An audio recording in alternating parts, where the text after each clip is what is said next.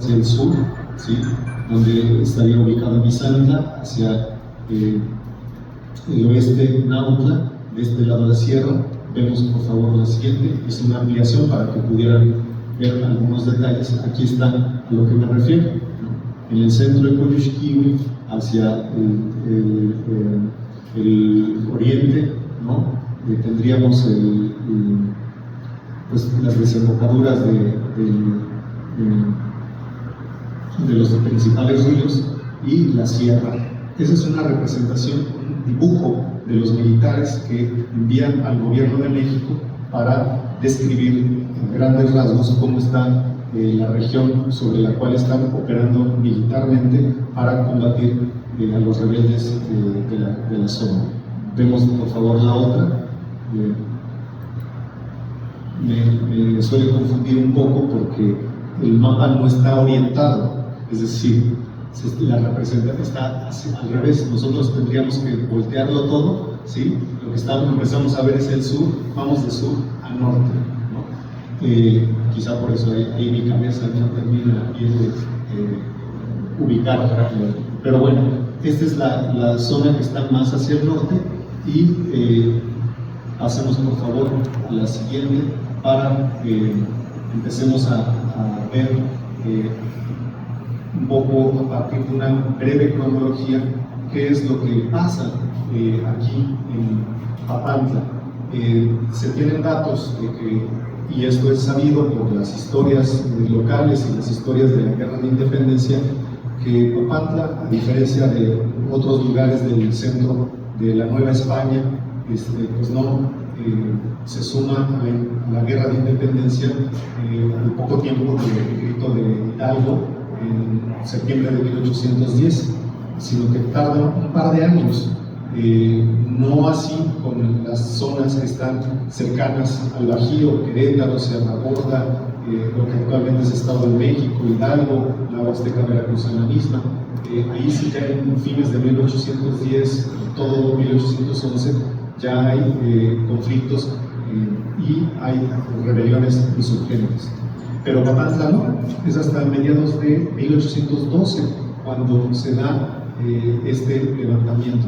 Hay un conflicto que no me queda lo suficientemente claro, pero lo que sí es claro es que este conflicto que ocurre dentro de Papantla por el control de la República de Indios, el gobierno indígena, se va sumando a una serie de problemas que venían de tiempo atrás, ¿sí? Por lo menos de la década de 1760, ¿sí? Entonces, está bastante bien documentado por los especialistas de la región y del periodo, de que hay problemas que se empiezan a hacer más frecuentes a partir de entonces. Entonces, en esa perspectiva, el problema que se va dando en Papantla a partir de 1812 viene a ser como parte de todos estos conflictos de tiempo atrás, ¿no? Entonces, 1812, mediados de junio, julio más o menos, se da el levantamiento insurgente en Papantla. Hay un problema, decía yo, por controlar el gobierno indígena. Entonces, lo que se sabe es que a partir de ese momento, Olarte, Serafín Olarte y otras familias, otros linajes toman Papantla, ¿sí? Duran unos meses y luego el gobierno realista retoma la ciudad de Papantla, del pueblo, y la guerra se distribuye en diferentes partes de la región. Es decir, consecutivamente van a estar atacando Papantla, van a poner campamentos militares a lo largo y ancho de la sierra, por el rumbo de Palo Gordo, hacia la costa por Nautla, hacia el sur, hacia Tlapacoya, en fin, hacia la sierra, y tienen una gran movilidad, ¿no? Pero esta movilidad es posible gracias a que lo que un especialista de la historia también, a quien sigo muy de cerca en mi investigación, que ha sido muy útil su trabajo, Michael Drusi, profesor de la Universidad Veracruzana, dice que se trata o estamos enfrente de una guerra social, porque compromete a todo el conjunto de personas. No tiene, desafortunadamente, a veces la idea equivocada de que solo los hombres van a pelear. No es cierto. Pelean hombres, mujeres, niños, todo el mundo pelea. ¿Sí? Ahora, de distintas maneras. ¿Sí? Entonces, ¿qué es lo que hacen los rebeldes? Se salen de sus comunidades y se reconcentran al interior de la selva. Y en la selva fundan, por así decirlo, emplazamientos donde reproducen prácticamente su vida cotidiana y se adentran para tener mejores posibilidades de sobrevivir frente a una guerra que podríamos decir convencional. Entonces el terreno les facilita eso, su conocimiento sobre el terreno y la movilidad que tienen gracias al perfecto conocimiento de la tierra, por así decirlo, de la región. La estrategia que utilizan, es sabido, es una guerra de guerrillas, grupos de 15, 20, 30 personas hacen ataques sorpresivos, emboscadas y se esconden, se repliegan. ¿Sí? Frente a ese tipo de guerra, naturalmente que es muy difícil poder combatir una rebelión de esa naturaleza. Por eso al gobierno realista le costó mucho trabajo poder vencer militarmente la rebelión en esta parte. De hecho, adelantándome un poco a la digamos, conclusión de esa cronología, militarmente nunca son vencidos. Hay un pacto, ¿sí? Se firma un pacto, hay un acuerdo de los insurgentes con respecto al gobierno de la Nueva España, el gobierno de Reino Unido, pero militarmente no son derrotados. Ya llegaré a eso más adelante. Una de las primeras noticias que se presentan en las fuentes bibliográficas de la época nos indican al año siguiente que ya hay contacto con los insurgentes de la Sierra Norte de Puebla y de los Llanos de Ampan. Es sabido uno de los principales dirigentes era José Francisco Osorio, y durante un tiempo Ignacio López Rayón llegó a la región también para organizar la insurgencia. En el 14, mediados del 14, Olarte comunica la presencia de un navío norteamericano que quiere traficar, quiere comprar, apoyar la insurgencia, en fin. Entre el 14 y el 15 hay una operación importante en la Sierra Baja y se sabe que la comunicación con los líderes insurgentes de la Sierra Norte de Puebla está presente, es constante y fluida. En enero del 16 se registra una batalla importante en las Cabantón, y hay una guerra importante e insurgente, y ahí se documenta que participa Serafín Olarte. Llegamos a 1818-19. 1818 es importante porque hay un intento, un esfuerzo serio, no es que no lo haya habido antes, pero serio y con mayores recursos del gobierno realista para poder someter a la rebelión en esta parte de la Nueva España. Pero a principio de enero de 1819 viene la captura y fallecimiento de Serafín Olarte. Vemos, por favor, la siguiente. Entrando de lleno a lo que se ha registrado en las historias de época, ¿a qué me refiero? Que hubo personas que vivieron durante estos años y participaron de alguna manera, sea del lado insurgente o realista, y dejaron memorias. Más tarde escribieron historia sobre lo que vieron y vivieron, desde luego con sus propias perspectivas. Aquí tenemos un ejemplo muy interesante de un historiador muy conocido, muy leído, Lucas Alamán, quien nos da una versión y una perspectiva de Serafín Olarte. Hay que decir que Alamán no es un detractor, está muy enojado con la insurgencia, no le gusta la insurgencia, naturalmente va a hablar mal de los insurgentes. Si uno lee su obra, que es Historia de México, desde los primeros primeros movimientos que prepararon su independencia en el año de 1808 hasta la época presente, leerá una y otra vez cómo se queja y ve con mucho odio a los rebeldes y a los insurgentes.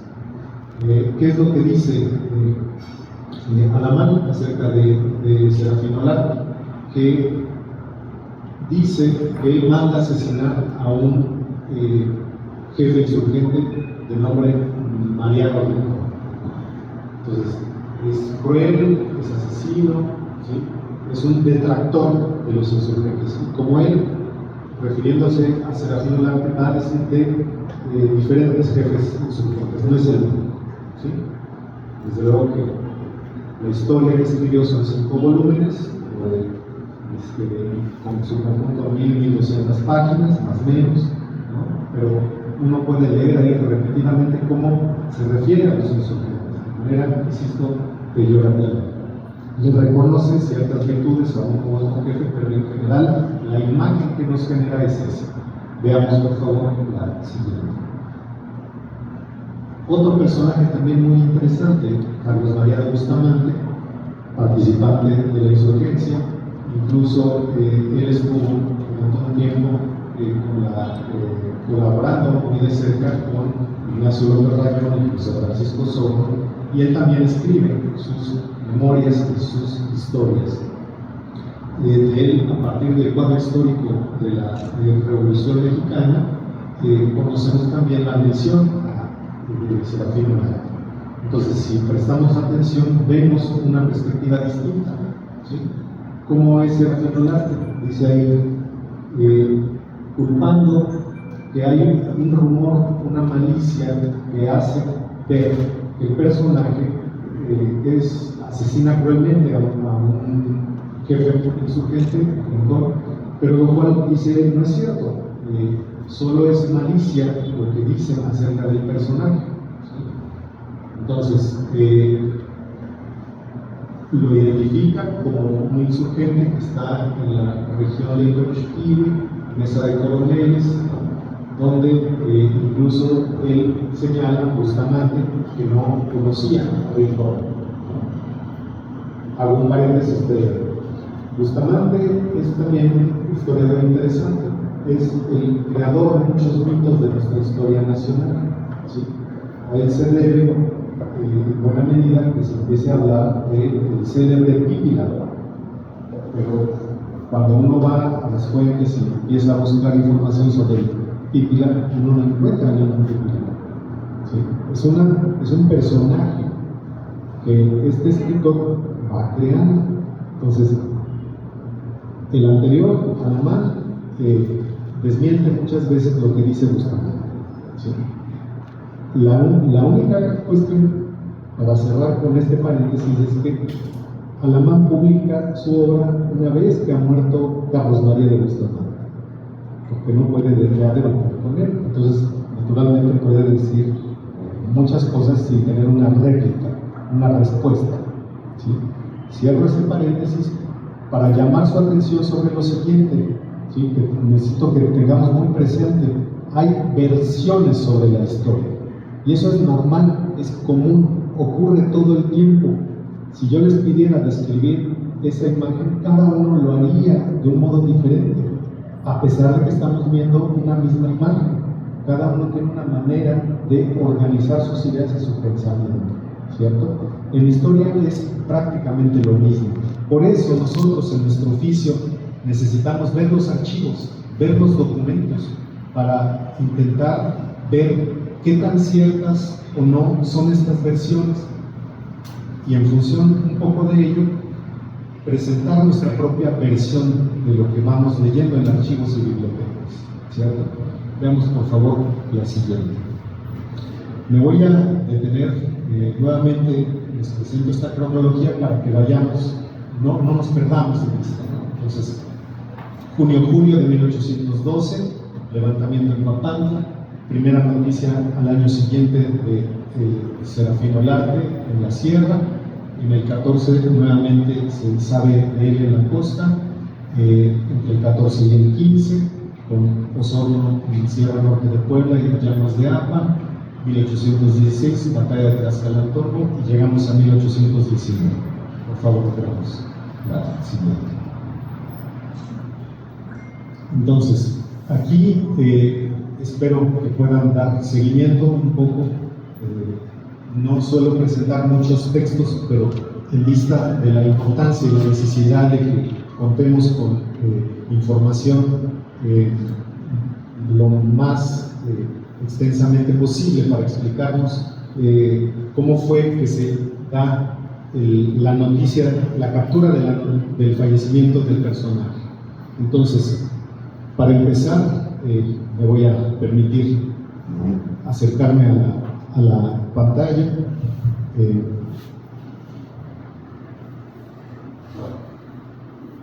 Es importante que reconozcamos y vayamos teniendo idea de cómo son los documentos, ¿sí? Porque en la medida en que sepamos cómo se escriben los documentos de la época, estamos hablando de más de 200 años, 202 años de distancia, pues esa forma ha cambiado. Entonces, aquí siempre se presenta, ¿sí?, quién emite el documento, el emisor del documento, ¿sí?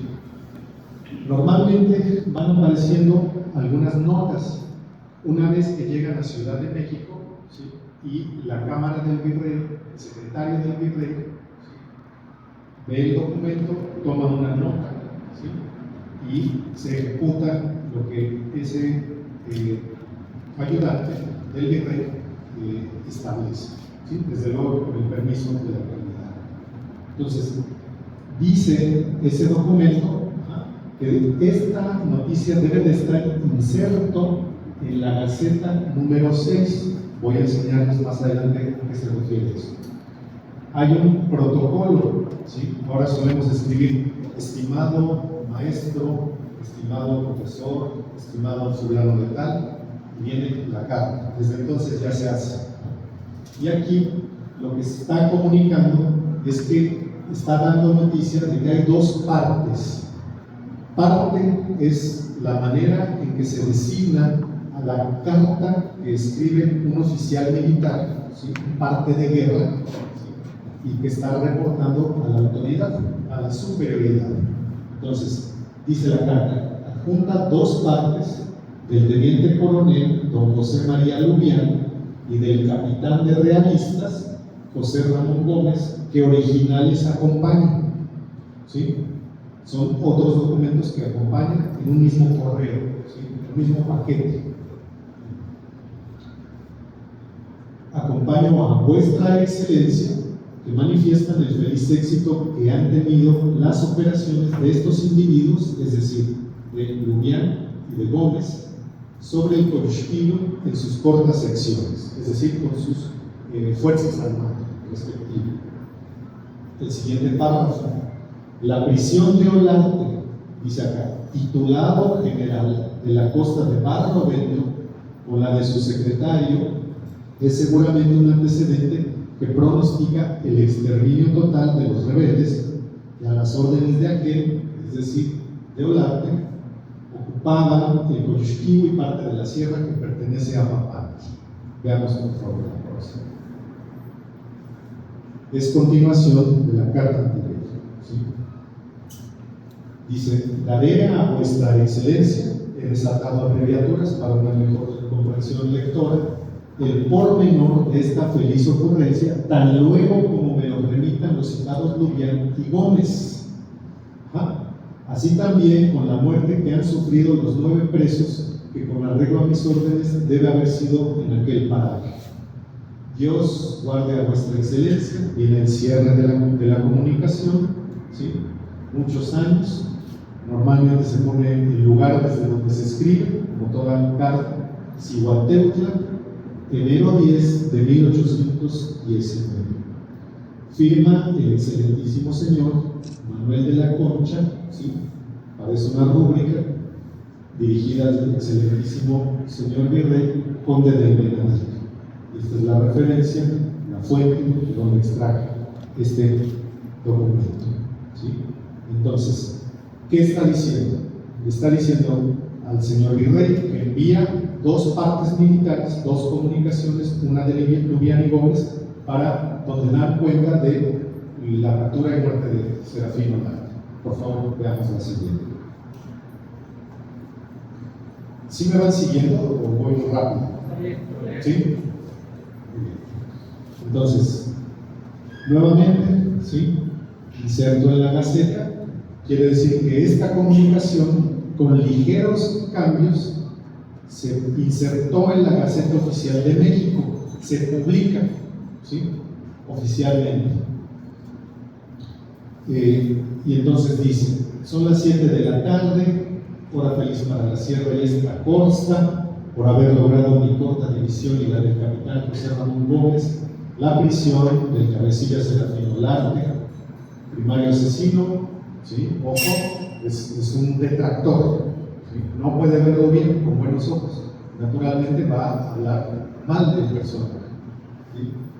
Andaba persiguiendo con nuestras tropas, han caído también 8 de los rebeldes que tenía de guardia, quedando entre otros muertos su secretario e hijo, y ha salido con un balazo en el pulmón, ¿sí? Es decir, está diciendo que Serafín Olarte está herido por la espalda, balazo en el pulmón,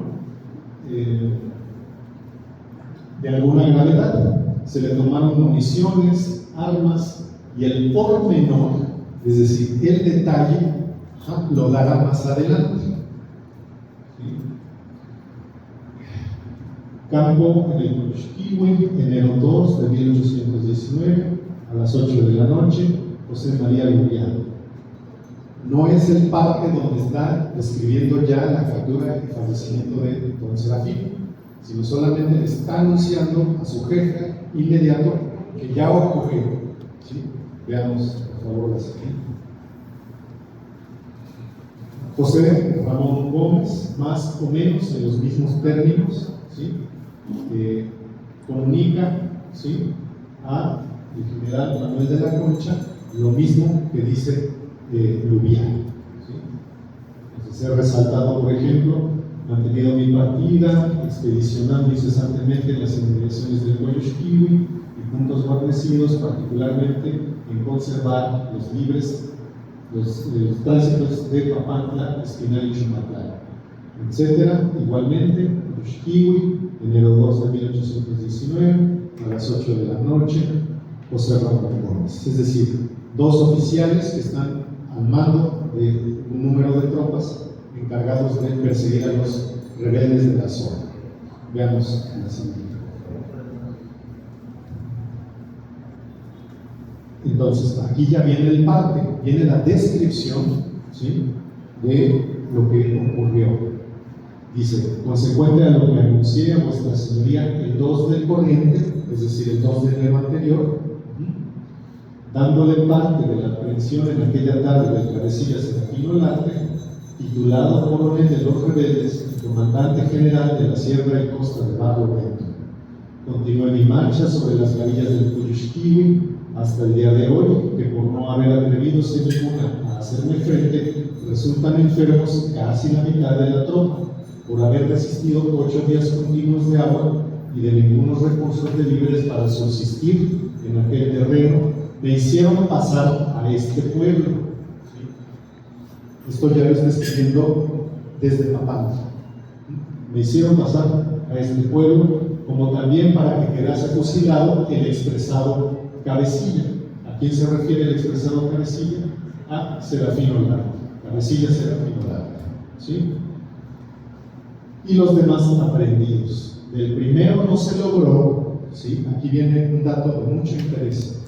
Del primero, es decir, del cabecilla Serafín Olarte, no se logró por haber fallecido una hora antes, ¿sí?, por haber fallecido una hora antes antes de llegar a resultas de un balazo que sacó al tiempo de su aprehensión, pero le hice colgar en la plaza pública 24 horas y después poner sus cuartos en los lugares donde había cometido parte de sus alevosías. Veamos la próxima, por favor. ¿sí? El resultado de mis operaciones en 8 días ha sido la aparición citada del caudillo Serafín, 8 de los que tenía de guardia, etc. Sí se vieron el secretario de Serafín y su hija quedando libres varias familias que en clase de prisioneros tenían allí. Veamos la siguiente, por favor. Esto es continuación de lo que es una misma carta, pero lo pongo así para que tuviera un poco más de visión y de comprensión. Entonces, el gobernador pasado de naturales de este pueblo, Antonio Pérez Picante, con 20 de los de su clase, me acompañaron y fueron tan útiles en la expedición que en nada los aventajó ningún realista. Dicho Picante ha merecido por su fidelidad una medalla de premio, etcétera, etcétera. Quedó surtiéndome de víveres que saqué del Coyuxquiwi, etcétera, etcétera. Y aquí viene la fecha: Papantla, enero 6 de 1819. ¿Sí? José María Lubián, rúbrica dirigido al general coronel Manuel de la Concha. La cita de donde se extrajo la documentación.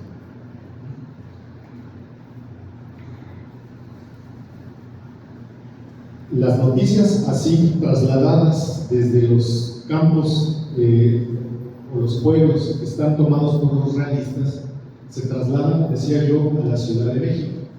Y en Ciudad de México se reciben esas correspondencias, esas cartas, y durante todo el periodo de Guerra de Independencia, esos informes se publicaban en la Gaceta Oficial del Gobierno de México, en Ciudad de México, y luego se distribuían esas gacetas. Pero el público en México, ¿sí?, estaba enterado de lo que iba ocurriendo en diferentes partes de la Nueva España. Bien, ahora, ¿cómo se publican estos informes en la Gaceta? ¿Sí? La Gaceta se encuentra en la Hemeroteca Nacional de Ciudad de México y hay una posibilidad de consultar en línea estos documentos. Veamos, por favor.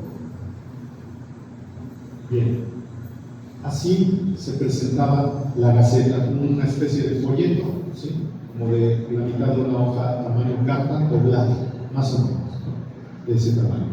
Entonces, es número 6, recordando la nota que venía en el documento, inserto en la Gaceta número 6, ¿sí?, Gaceta del Gobierno de México, jueves 14 de enero de 1819.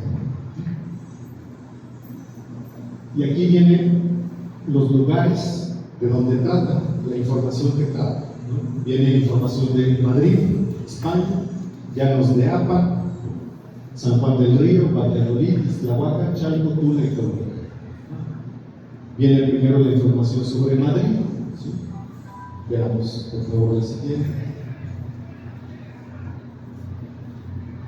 Y aquí viene la información de Llanos de Apa, que en ese entonces depende de la comandancia militar de Manuel de la Concha.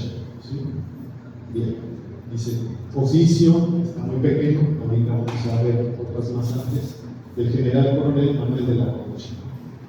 Por oficio separado, le doy a vuestra excelencia parte de las disposiciones que he tomado para que se consiga dar fin, por favor,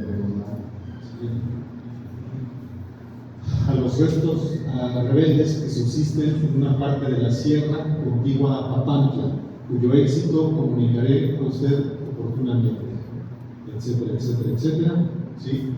Cihuateutla, enero 6 de 1819. Es decir, está trasladando las cartas que escriben Lubián y Gómez del 2 de enero, ¿sí?, donde informan la captura y muerte de Serafín Olarte.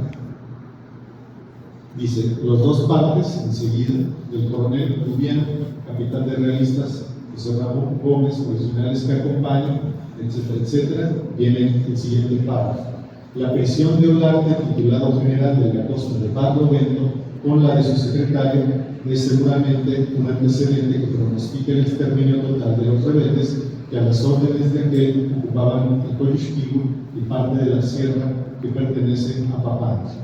sigue más o menos el mismo tenor. Dice: Cihuatentla, enero 10 de 1819. Manuel de la Concha, al virrey conde del Venadito. Y se incluye en parte de Lubián, veamos la próxima, ¿sí?, donde menciona muy simplificadamente, ya no es la carta extensa, que es como de 1 o 2 páginas, se le denominan folios, 1 o 2 folios, sino solamente un resumen de la información. Entonces, ¿puedes regresar a la anterior, por favor? Dice: son las 7 de la tarde, hora feliz para la sierra y esta costa, por haber logrado mi corta división. Hora feliz de la sierra y esta costa, por haber logrado mi división, y la del capitán Gómez, la presión del cabecilla Serafín Olarte. Han caído también muchos de los rebeldes. Dice, y él ha salido por un balazo en el pulmón de alguna gravedad. Se le tomaron municiones, etcétera, etcétera. Dios guarde a vuestra señoría, muchos años. Campo en el College, enero 2 de 1819, José María Lubián, al coronel y comandante general Manuel de la Concha. Viene de parte de Gómez, más o menos con el mismo contenido de la carta de Lubián, ¿sí?, también dado en el College Kiwi, enero 2 de 1819, dirigido a Manuel de la Concha. ¿Sí? Veamos. Son la Gaceta, ya no informa más noticias sobre la región. ¿Sí? Acá ya es noticias de San Juan del Río. Veamos por favor la próxima. Ya está ahí. Entonces, en conclusión, si lograron darle seguimiento a todo lo que les he platicado, la noticia de la captura de Serafín Olarte se da en 2 de enero. ¿Sí? El pormenor, el detalle de qué fue lo que ocurrió, se da hasta el 6 de enero. Pero resulta que 1 hora antes de llegar la fuerza que trasladaba a Olarte como prisionero, 1 hora antes de llegar a Papantla, fallece, ¿sí?, por la herida que traía en la espalda. Una vez que llegan a Papantla, pues ya conocen la historia de que lo cuelgan, ¿sí?, un día, lo dejan colgado y al cabo de ese día, pues le cortan brazos, piernas y cabeza y distribuyen en el pueblo, ¿no?, sus restos. 6 de enero de 1819. Ahora bien, la historia desde luego no se detiene allí, porque hay más referencias posteriores a lo que hace o lo que hizo Serafín Olarte, y nos llegan de manera un tanto indirecta. Veamos esta comunicación que he nombrado acá, que son testimonios posteriores, ¿sí?, que se ha logrado detectar sobre el fallecimiento de Serafín Olarte. Y es un testimonio del 28 de octubre de 1819, es decir, a 9 meses de la captura y muerte del personaje. Entonces, ¿qué es lo que dice acá José Antonio Rincón al virrey? Dice que ha logrado reconocer los servicios y méritos del gobernador pasado de Papantla, Antonio Pérez Licante, comandante de las escuadras de indios realistas del mismo, ¿sí? Y estoy informado por el comandante del mismo punto, es decir, Papantla, quien me lo recomienda, que el referido Licante fue quien aprisiona al rebelde cabecilla Serafín Olarte, ¿sí?, en tiempo del teniente coronel José María Lubián, esposa de unos meses atrás, y que desde el principio de la rebelión se constituyó a defender en cuanto le ha sido posible su pueblo con el número de 30 que reúne, cuyo manejo igualmente consta el señor Carlos María Llorente, dado, insisto, en Joloapa, el 28 de octubre del 19, firmado por José Antonio Rincón, al gobernador, capitán general del reino, el rey conde del Venadito, y la referencia del documento de archivo. Vemos por favor la siguiente. Este documento se escribe después de la Guerra de Independencia, 1825, me parece, ahorita vemos la próxima, y le escribe el hijo de Serafín Olarte, Mariano, quien, dicho sea de paso, una vez que capturan a su padre, toma el mando de las fuerzas rebeldes y es reconocido como jefe militar de todos los insurgentes. Y es él quien finalmente, junto a otros líderes, logra negociar, ¿sí? No el sometimiento, ¿sí? Pero sí la paz, ¿no? Entonces la negociación aquí es muy interesante. Pero ¿qué es lo que dice Mariano sobre su padre?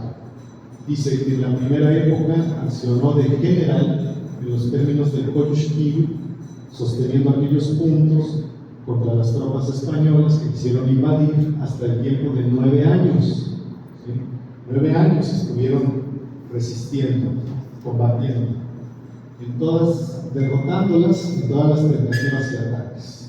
Armado y amunicionado, facilitando el exterminio del ángulo americano, ¿sí? Es decir, que se hacían llegar armas por el Golfo, ¿sí? Provenientes de los Estados Unidos, por el rumbo de Boquilla de Piedras, un puerto habilitado para este comercio. Dice, en el tiempo de servicio que llevo mencionado, perdió y acabó con todo su patrimonio, que no bajaría de 15,000 pesos, y lo que es más doloroso, perder a su anciano padre, el coronel Serafín Olarte, fusilado por el jefe José María Lubián. Ojo, dice fusilado. Lubián dice que lo capturaron y al momento de su captura con un balazo en la espalda. Su hijo dice lo fusilaron. En represalia a la muerte y captura, Mariano Olarte ataca Papantla. No mencioné eso, pero está en esa documentación. Ataca Papantla ferozmente, obviamente porque quería capturar a Lubián, quienes habían participado en la captura de Papantla. Este documento es del archivo militar. Veamos, por favor, la siguiente. Bien. El impacto de la historia del personaje, como ustedes muy bien lo saben, pues llega hasta el siglo XX. Y es un poco, ya lo decía el maestro Eleuterio, lo que se veía en el año de 1935, cuando se decide presentar una iniciativa en el Congreso del Estado para el cambio del nombre de denominación, ¿no? El apellido de esta ciudad. Y he transcrito aquí el decreto 168 que se publica en la Gaceta del 2 de enero de 1936, ¿no? Donde se establece un único artículo que dice: a partir de la fecha de la publicación del presente en la Gaceta Oficial del Estado, se cambia a la ciudad de Papantla de Hidalgo esta denominación por la de Papantla de Olarte, en honor y recordación del ilustre insurgente papanteco Serafín Olarte. Hay un artículo transitorio, ¿sí? Este decreto modifica en el sentido que se menciona el número 17 del 20 de agosto de 1910. Dado en el salón de sesiones de la H legislatura en la ciudad de Jalapa Enríquez, a los 20 días del mes de diciembre de 1935, Josafat Márquez, diputado presidente, Alviro Paz Gilmán, diputado secretario. Por tanto, mando se imprima y publique para su conocimiento y efectos consiguientes Jalapa Enríquez, diciembre 24 de 1835. ¿Sí? Bien. Entonces, hasta el siglo XX, desde luego XXI, pues llega esta larga historia del personaje. Por favor, veamos. Les he traído una copia digital del decreto de la Gaceta. Esta es la Gaceta Oficial, publicada en enero 2 de 1936. Este es el decreto, ¿sí?, que abarca hasta acá. Por favor, veamos el siguiente. ¿Sí? Enero 2, Gaceta Oficial, Estado de Veracruz Llano, ¿sí?, tomo 35, número 1. Veamos la siguiente. Y aquí está el decreto en estos párrafos de acá. Es muy interesante cómo la tradición de la ciudad establece que el decreto, como fecha de origen de ese decreto, es el 20 de diciembre. Pero tenemos tres fechas, si se dan cuenta: 20 de diciembre, 24 de diciembre y 2 de enero. Para efectos legales y oficiales, resulta que el 2 de enero, ¿sí?, porque dice acá, a partir de la fecha de la publicación del presente en la Gaceta Oficial, cambia el nombre. Oficialmente cambia a partir del 2 de enero. ¿Sí? Esas solicitudes se presentan antes. Por eso, regularmente en las crónicas, en las historias locales, se da como fecha 20 de diciembre. Pero aquí habría que pensar un poco como a partir de cuándo podría finalmente, en función de esta información, tener presente ese dato. Pero desde luego, a consideración para que se pueda comentar en algún momento. Puedes, por favor, pasar a la próxima. Bueno, pues estas son las fuentes en las que basé este trabajo, que desde luego es una investigación un poco más extensa, mucho más extensa, tanto de archivo como bibliográfica, en buena medida, información extraída, contenida también en mi libro sobre la rebelión de María Corral, que es la próxima. Y pues les agradezco la atención.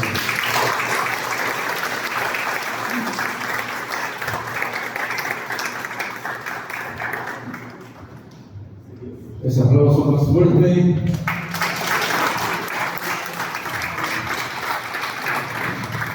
Y lo merece el Juan Carlos Santander Ontiveros, licenciado en Historia, historiador que hoy nos ha visitado y ha complementado parte de lo que tal vez ya sabíamos, ya sabemos, y si no también hoy vamos aprendiendo, todos los días vamos aprendiendo. Entrega a la licenciada Laura Alicia Moncayo Villanueva, a nombre de nuestro gobierno municipal, un reconocimiento a nuestro invitado especial, historiador Juan Carlos Santander Ontiveros. Bueno, antes que nada agradecer toda esta información que nos compartió de la historia. Muchas gracias, doctor, maestro. Y a nombre del gobierno municipal se honra en otorgar el presente reconocimiento al maestro en historia Carlos Santander Ontiveros por impartir su conferencia magistral sobre los hechos históricos de la muerte del coronel Serafín Olarte en el Salón Presidentes del Palacio Municipal. Atentamente, Papantla de Olarte, Veracruz, a 12 de junio de 2021, y firmado por nuestro alcalde, el ingeniero Gilberto Rubio Ruiz.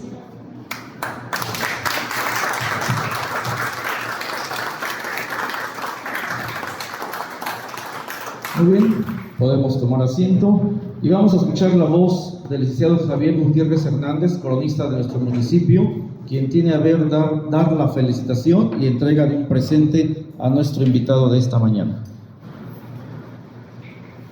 Con el permiso del presidio, respetable público, damas y caballeros, a nombre de la Crónica de Papantla, a nombre de los grupos de cultura de Papantla, de la gente que ama conocer su historia, porque recuerden que la historia no es una ciencia exacta, es una ciencia social y es cambiante. Los datos históricos que teníamos consignados por los grandes historiadores, esos libros que nos ilustraron durante muchos años, van a ser cambiados. Porque se ha descubierto por un gran hombre, un gran historiador, por un amante de esta cultura tutunacú, el casi doctor Juan Carlos Santander Ontiveros, que cuando murió Serafín Olarte. Decía el maestro Salas a fines del mes de diciembre, de noviembre y principio de diciembre, y se cambió ahora por el 2 de enero cuando lo hieren y el 6 de enero cuando fallece. Y no lo matan, como decía y como lo dice el propio hijo, fusilado, sino que él muere 1 hora antes de llegar, me imagino que en el Chote, por esa distancia, porque venía caminando, ¿verdad, Leonardo? Y entonces cuando llega a Papantla ya llega muerto, y aquí, como decían y lo dice la historia, lo parten en 4 y ponen tal vez en una pica ya en la entrada de Gutiérrez Zamora su cabeza, pero se cambia la historia. Tendremos que cambiar porque las historias se cambian, las historias se pueden modificar cuando siente. Y quiero un aplauso para nuestro gran amigo, el doctor Juan Carlos Santander Ontiveros. A nombre de un gran amigo de ustedes, también como Leonardo y como el maestro Zenón, con los licenciados, miembro de Cronista de Veracruz, un hombre que amó a Papantla con todo su corazón, el primer hombre que tuvo contacto con el doctor, con Juan Carlos, te quiero decir, te quiero hablar de tú, fue Aarón Vargas Contreras, ese gran cronista que tuvo Papantla, que quiso a Papantla de tal manera que entregó su vida entera. Decía, no se casó, sí se casó con la cultura en Papantla. A nombre de ese gran amigo tuyo, quiero entregarte este volador, que es un patrimonio cultural de la humanidad, que es pequeño, pero simboliza mundo. No lo hago a mi nombre, lo hago a nombre de Aarón, a nombre de los cronistas de Veracruz, mis amigos, y lo hago a nombre de Papantla, para reconocer la gran valía de un gran hombre como eres tú, Juan Carlos Santander. Y quiero a nombre de los guías de turistas de Papantla, de todos los guías de turistas de Papantla, y disculpa que te copiamos de tu libro, Fusiles y Vainillales, un cubreboca que dice, aquí cambiamos papanes y vainillales, porque queremos también los guías de turistas de Papantla, del cual tengo gusto también formar parte, entregarte esto, para que simbolice que este libro tuyo que vas a modificar, porque sabemos que el nuevo libro que salga ya va a traer estos datos históricos, nos has hecho muy bien. A nombre de la Crónica de Papantla, a nombre del pueblo de Papantla, con el permiso de la licenciada, que es la representante, señor presidente municipal, muchas gracias, nuestro amigo Juan Carlos Santander Ontiveros. Gracias.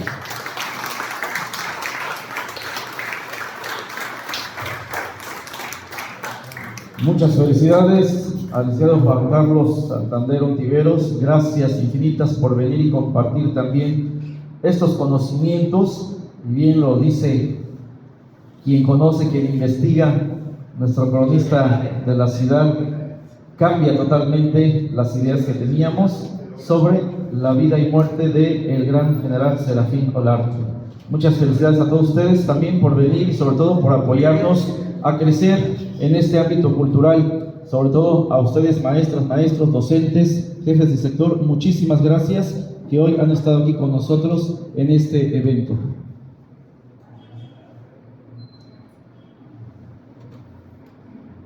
Muy bien, a ver, licenciado Saleta, si nos hace el honor, Leonardo Saleta Juárez, cronista de la ciudad de Poza Rica. Una felicitación a nuestro invitado.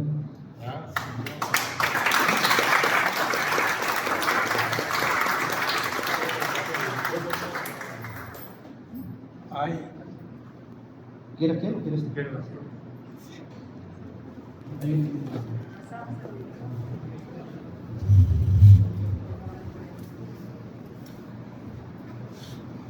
Hay una figura en la historia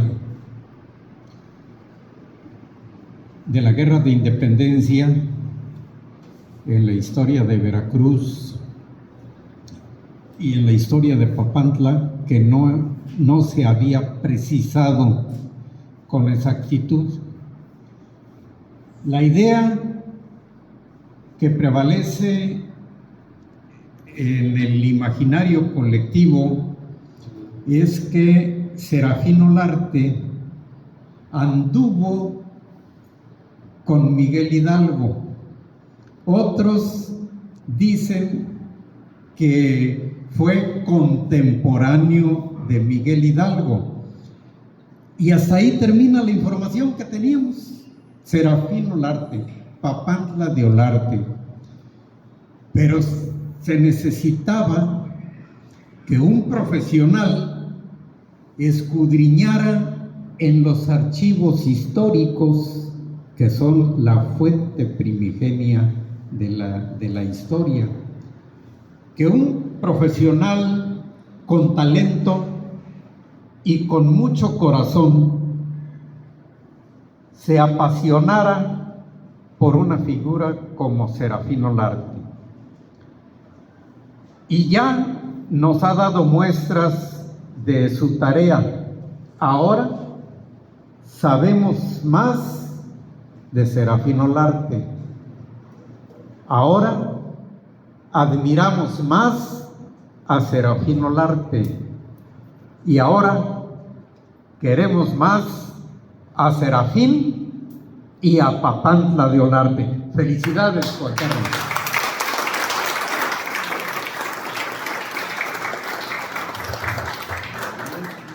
Gracias, gracias. Muy bien, escuchemos también la voz, el mensaje y felicitación de este gran hombre que también conoce y sabe apreciar la cultura de Papantla. Maestro Zenón Ramírez, adelante.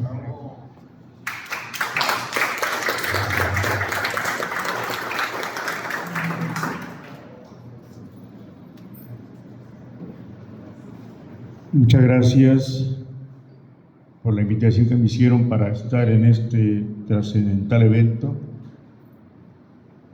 Tanto las autoridades municipales como nuestros dirigentes de educación bilingüe, muy interesados en la historia del general de Barlovento, Serafín Olarte, que no coronel, como muchos lo señalaron durante muchos años, del general de Barlovento, con todo respeto y con toda la altura que se merece, don Serafín Olarte. Gracias, maestro Juan Carlos Santander Ontiveros, por dedicar gran parte de su vida, porque desde que era usted estudiante del Instituto de la Escuela Nacional de Antropología e Historia, dedicó su tesis a este gran personaje nuestro. Pero yo voy a aprovechar un poco, sin robarle gran tiempo a ustedes, la precisión, porque seguramente, maestro, estará usted de acuerdo conmigo que esa forma de presentar la vida de Serafín Olarte es la forma caudillista, cuando que el movimiento no es de caudillos. Hay preguntas que quedan en el aire, por ejemplo, ¿cómo se forma militarmente Serafín Olarte? ¿De dónde saca las estrategias para llevar a cabo su guerra de guerrillas?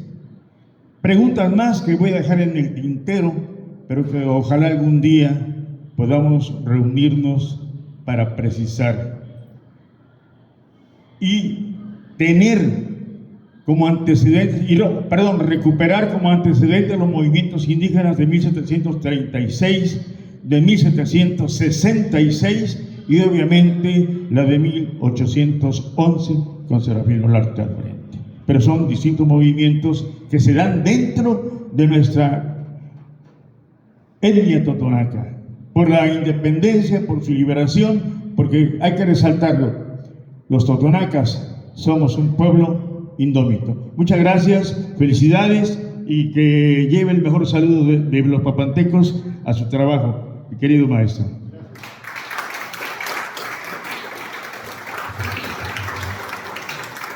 Muchas gracias, gracias a todos ustedes. Vuelvo a reiterar el agradecimiento, docentes de las diferentes jefaturas del sector, muchas gracias infinitas por su presencia y darle realce a este brillante acontecimiento cultural. A nuestros invitados especiales, de igual manera, muchas gracias a cada uno de ustedes. Les invitamos a tomarse la fotografía de manera oficial. Maestro Cecilio, si nos acompaña de este lado, por favor.